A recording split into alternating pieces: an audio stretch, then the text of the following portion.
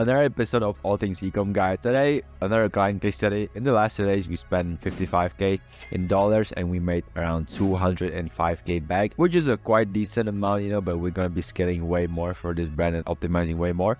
So watch this video till the end. We're gonna be screen sharing, the ad manager role, showing you what exactly did we do, how did we optimize the campaigns, what else did we do besides, just the ads to optimize the actual ads. Let's get started. So here, like you can see in the screen, we have created like a lot of ad campaigns over here. Okay, still scrolling, a lot of campaigns, some are still testing campaigns, some are like winning ones, the scaling ones.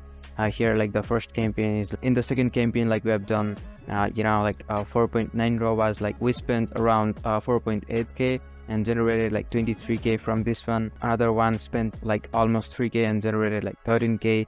Here we have like again 4.5 ROAS, 4.41 ROAS, spent 5K, generated 24K. From here, like 2.9K generated like 12.6K. It's all about like reaching people, like basically telling more about your products, more about your service, like about your business to more people. That's how you grow. But it's really important that the right message should go to the audience, like in the right time. Because for example, if you're selling some paid product or something, and like if you're targeting people who doesn't own any kind of paid, then like there is no point of doing ads, because like they're not gonna buy your stuff. But if you're like basically targeting the pet owners or like are interested in the pet product basically, then they're more likely to buy your products. Okay, so that's how like you need to figure out what kind of audience to target as well, which most of the time isn't true. Yes, you can know your audience from 60%, but there's always that 40% where you have to actually go to the market and find out their feedback, right? It's always this cycle loop of taking an action, going to the market, getting feedback, take that iteration, take action again, get feedback, iterate. It's the same cycle loop over and over again. And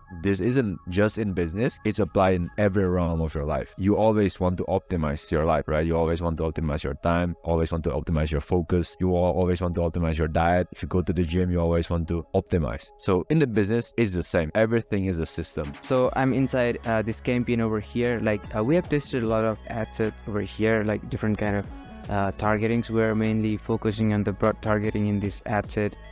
Basically from the first ad set, we have like spent 2.7K, generated like 10K. Like the ROAS is 3.98 ROAS, but it's not like we always get the same results, right? So here, like we have other campaigns. Like here we spent 239, like generated like 286, but it was just the testing campaigns. Like after getting 2 purchases and after we didn't see good results, like we immediately turned off the ads, and after that we only kept running the ads that were doing well. And like after finding some winning elements from this ad set, then we started creating like another scaling campaigns. A lot of fashion brand owners and e-com brand owners, they tend to really just look at ROAS and just amount spent. What is your like list of metrics of priorities that you firstly look at before you decide to kill a campaign?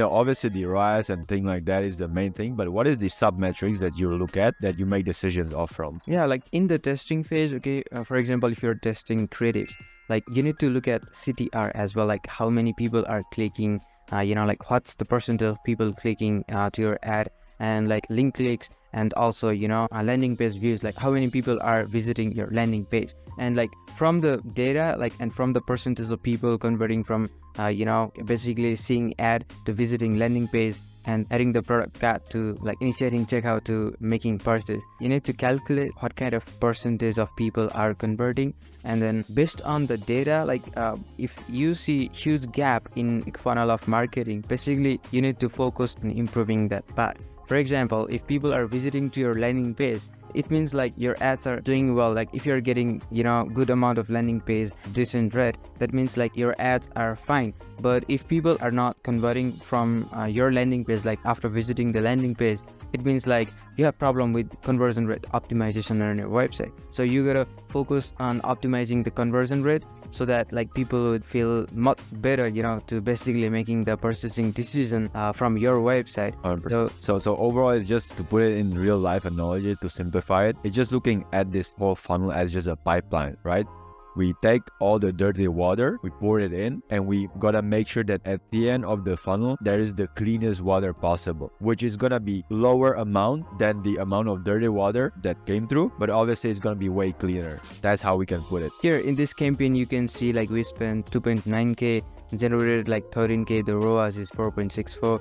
Here like basically this is the scaling campaigns. Basically like we scale these campaigns using CBO, conversion rate optimization. Basically conversion rate optimization means like you allocate the budget in the campaign level and basically leave meta algorithm to decide like where to spend the budget. Like meta algorithm is super powerful nowadays that it can determine like what kind of audience targeting or like what kind of ads like would people like and what kind of ads work really well for the conversion campaigns. So that's why like we optimize that and like we leave everything on meta by using CBO. So let's see the campaign breakdown of the scaling CBO campaigns. Again, we are targeting broad audience from United States in both ads, like with different interest and like different age groups and stuff. Here in the first ad set, we have got 97 purchases, like we spent like 2.7k, generated like 13.6k, which is 5 ROAS. But in the second ad set, got 2 ROAS. And this was not really doing well, so like I turned off this one. Now all the ad budget would go to this one. Here you can see like I have put the winning ad over here, like the creatives and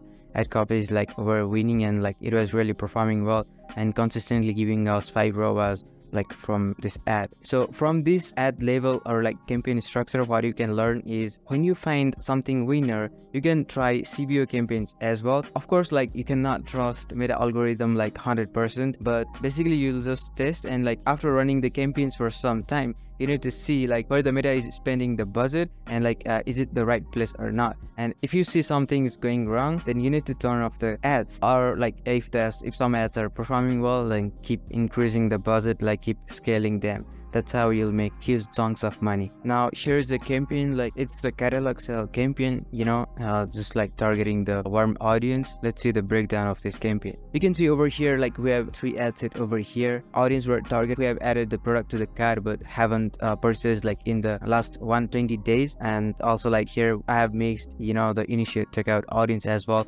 Here like only testing add to cart, you know, like we haven't purchased in the last 120 days.